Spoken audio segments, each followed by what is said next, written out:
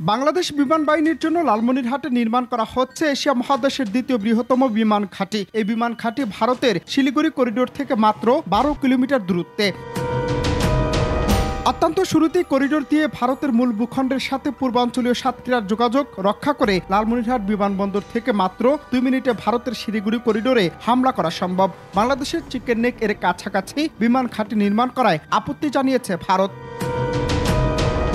ভারত তাদের মূল ভূখণ্ডের সাথে পূর্বাঞ্চলীয় 7 রাজ্যের যোগাযোগ রক্ষা করে। লালমনিরহাটের বিশাল এই বিমান ঘাঁটির ইতিহাস আজ থেকে প্রায় 100 বছরের পুরনো। 1931 সালে ব্রিটিশ সরকার এই অঞ্চলে বিমান ঘাঁটি নির্মাণ করে। শুধু তাই নয়, দ্বিতীয় বিশ্বযুদ্ধ চলাকালীন বিমান ঘাঁটি ছিল মৃত্যুবাহিনীর একমাত্র ভরসা। পরবর্তীতে 1947 সালে এই বিমান ঘাঁটির কার্যক্রম বন্ধ হয়ে যায়। দেশ স্বাধীন হওয়ার পর 1972 সালে বাংলাদেশ বিমান বাহিনীর হেডকোয়ার্টার্স স্থাপন করার সিদ্ধান্ত নেয় লালমনিরহাটের বিমান ঘাঁটিতে। কিন্তু শেষ পর্যন্ত ভারতের আপত্তির কারণে লালমনিরহাটে বিমান ঘাঁটি স্থাপনের জন্য কাজ বন্ধ করা হয়। এরপর থেকে পরিত্যক্ত অবস্থায় আছে সে বিমান ঘাঁটি।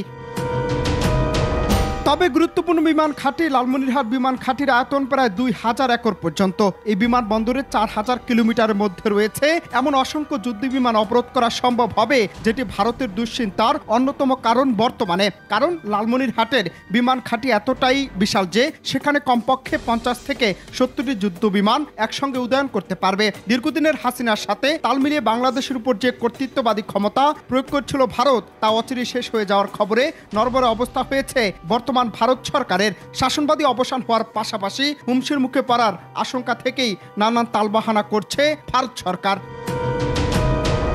এখন বিষয় হচ্ছে, কয়েকদিন ধরেই নানান তালবাহানা করে যাচ্ছে ভারত। কয়েক দফায় বাংলাদেশের পতাকাকে অবমাননা, ভিসা প্রসেসিং বন্ধ, চিকিৎসা সেবা না দেওয়ার ঘোষণা, রপ্তানি বন্ধ সহ একাধিক বিষয় সামনে এনে বাংলাদেশের চরম বিতর্কে ভারত সরকার। টানাপোড়া লেগে যাচ্ছে পররাষ্ট্রনীতি আর বন্ধুত্বপূর্ণ সম্পর্কেও।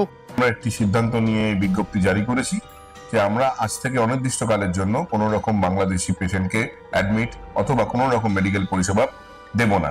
আবার এই বিশাল বিমান ঘাঁটি ভারতের চিকেন নেকের খুব কাছাকাছি অবস্থান হলেও বহু গুণের কারণে ভারত অ্যাটিলারি দিয়ে বিমান ঘাঁটি ধ্বংস করতে পারবে না। কারণ লালমনিরহাটের সীমান্তের ওপারে তিস্তা নদীর অববাহিকা ঘন ঘন জঙ্গলে ঘেরাও, এজন্য সেখানে স্থলপথে সেনা মুভমেন্ট করা অত্যন্ত কঠিন। অপরদিকে বাংলাদেশ বিমান বাহিনী এই ঘাটে ব্যবহার করে মাত্র কয়েক মিনিটের মধ্যেই শিলিগুড়ি করিডোর ধ্বংস করে দিতে পারে।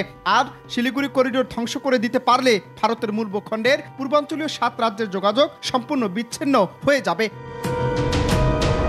টানা কয়েকদিনের ভারতের অযৌক্তিক কর্মকাণ্ডের প্রশ্ন জাগছে নানান মহলে। 2 ডিসেম্বর ভারতের বাংলাদেশের দূতাবাসে অপ্রত্যাশিত আক্রমণ, বাংলাদেশের জাতীয় পতাকাকে ছিঁড়ে ফেলা সহ এমন বেশ কয়েকটি কাজে মুখ খুলতে শুরু করেছে বাংলাদেশের বর্তমান অন্তর্বর্তীকালীন সরকার। মমতা ব্যানার্জির বাংলাদেশ ইস্যু নিয়ে শান্তিরক্ষা বাহিনী পাঠানোর মন্তব্যে কড়া বার্তা দিয়েছেন পররাষ্ট্র উপদেষ্টা তৌহিদ হোসেন।